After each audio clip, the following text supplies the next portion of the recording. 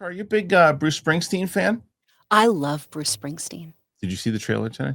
Yes, I did. How good was that trailer? It's so good. And at first, my only little qualm was like, oh man, I wish that there was a little more rasp, but I know he's younger in this. And then Born to Run, baby. He really he just it's so good. But look here, It's so Bruce good. Springsteen, Deliver Me from Nowhere. The teaser dropped today. I did a trailer reaction for it a little earlier today as well. 20th Century Studios has unveiled the teaser trailer for Springsteen Deliver Me from Nowhere. It's the upcoming biopic about Jersey born rock and roll singer Bruce Springsteen. The Bear star Jeremy Allen White plays the iconic blue collar American musician who first broke through in the mid 1970s and defined a generation with hit songs across the 80s and the 90s, including Born to Run, Hungry Heart, Dancing in the Dark, Born in the USA, Glory Days, Human Touch, Streets of Philadelphia. Filmmaker Scott Cooper from Crazy Heart, Black Mass, Hostiles pens and directs the film, which chronicles the making of Springsteen's fifth album, 1982's Nebraska. At this point, Springsteen had early success and was on the verge of global superstardom. But he also had ghosts in his past, specifically a rocky relationship with his World War II veteran father, who had serious alcohol abuse and mental health issues and embodied many of the traits these days defined, albeit redactively, as toxic masculinity. The album, recorded on a 4-track recorder in Springsteen's New Jersey bedroom, marked a pivotal time in his life and is considered one of his most artistically strong works, a raw, haunted acoustic record populated by lost souls searching for a reason to believe. The film stars Jeremy Strong as Springsteen's longtime confidant and manager John Landau, Paul Walter Hauser, who seems to be in everything right now, as guitar tech Mike, and that's not a bad thing, Mike Batlin, Stephen Graham as Springsteen's father, Gabby Hoffman as Springsteen's mother, Odessa Young as his love interest, Faye, Mark Maron as Chuck Plotkin, and David Krumholtz as Columbia Records executive Al Teller. Springsteen himself has been open, if reserved, about his lifelong battles with depression, seeking therapy, and his own journey exploring masculinity and what the term means. Cooper adapts the script from the book of the same name by Warren Zane. Springsteen, Deliver Me from Nowhere opens in cinemas on October 24th. This is also October 24th means they got hopes for Oscars. Oh, absolutely. They're 100% going to be pushing a huge campaign for Jeremy Allen White. As they should. And why wouldn't you? Especially, look, and what you were saying, like the first thing for me when I saw it, and it wasn't a matter of like, oh, come on. It was like, okay, they're going with this and they're not doing any prosthetics. They're not trying to make him look like Bruce because it looks like Jeremy Allen White. Yeah. It doesn't look like Bruce at all.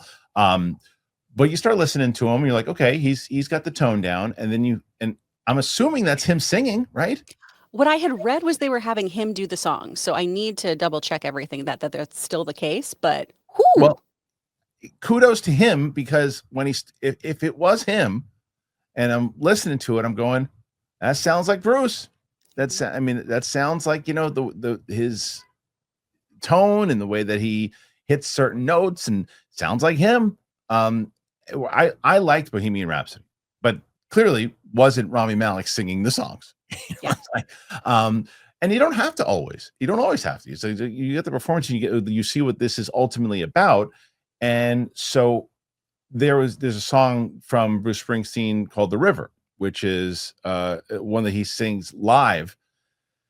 And I have this one from, I think it was it must have been mid 80s when he sang it. And I have it on one of my playlists. And he tells this whole story before The River starts playing. He tells this whole story about his dad. And he talks about his dad often. He used to tell stories about his dad all the time. So right away when I saw that hit, I'm like, okay, they're going this route and they're really playing into this.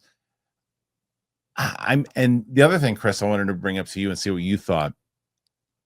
I mentioned this in my trailer reaction to it. Most movies, the biopics, although Dylan's movie did not do this, but most movies have the formulaic thing of they're unknown, they get discovered, they hit it big, they have a fall from grace, they either pick it up or they pass away. It's usually how it goes, right? There are a few movies, whether it is, as I mentioned, the Bob Dylan movie or Straight Outta Compton, that show the beginnings of how it all went down and leaves it open for a sequel, right? Yeah. Because there's so much of this person's life that you're like, oh, more. I want to see, I haven't seen this movie, and I want to see more of Jeremy Allen White as older Bruce Springsteen also. Do you agree, or is this enough? Oh, no. Well, I mean, first we got to see this I movie, but know. as of right I know. now, I'd be very down for that. I would love that. Seeing how he just kind of evolves with the E Street Band and everything. Yep. Having Clarence really featured because I just loved Yes. Clarence so much. I think there's so much you could do there that would be really, really fun and interesting. And to your point too, that breaks up that very formulaic delivery system that we have as well. Because what I always take away from a Bruce Springsteen show is joy. Mhm. Is Yep. just, like, Yep. absolutely tangible, palpable joy, and watching everyone just perform together has always been so wonderful, and I think that's something that, we really miss a lot in these kinds of films. It's so important to cover the actual tragedy and hardship of what goes into being an artist and how, with all this money and fame, how that can really turn your life around or make it horrific, but I think Bruce Springsteen's such a great person to kind of analyze too, going, look at somebody who has really had a fun, inspiring career and done so much and has so much still to say. Agreed. I would love to see how they actually, make this all work, Yeah. because if it's a really popular movie and it really hits and they can do more of it, I'd love to see it. So we'll see. Curious what you guys think. Put your thoughts in there. Did you like the trailer? Did you not like the trailer? What say you? Warm weather hits suddenly. I'm juggling vacations. There's visitors, zero routine. Hydrow brings me back to that structure so I can get quick, efficient workouts that keep me feeling grounded no matter what my calendar looks like. So for Hydrow, if you didn't know, I've been telling you guys, I've been going and working out 4 days a week, but I need other things sometimes when I can't get to the gym.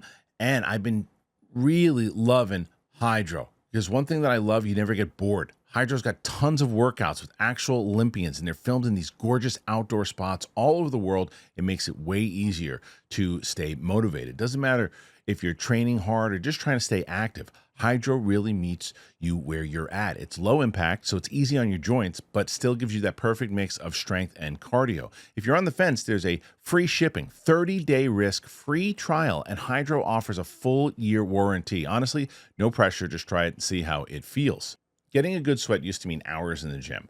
Hydrow, you can do it all at home on my schedule, 20 minutes. Rowing on my Hydrow gets me that full-body workout without ever having to leave my house. It's so easy. I have it set up now. I was so excited when I got it, and it really does. You feel like you can't even describe how amazing it is to hit all of these spots. So you can skip the gym, not the workout. Stay on track with Hydrow. For a limited time, go to hydrow.com and use the code Kristian to save up to $470 off your Hydrow. hydrow.com. Use that code Kristian. Save up to $475. Hydrow.com. Use the code Kristian.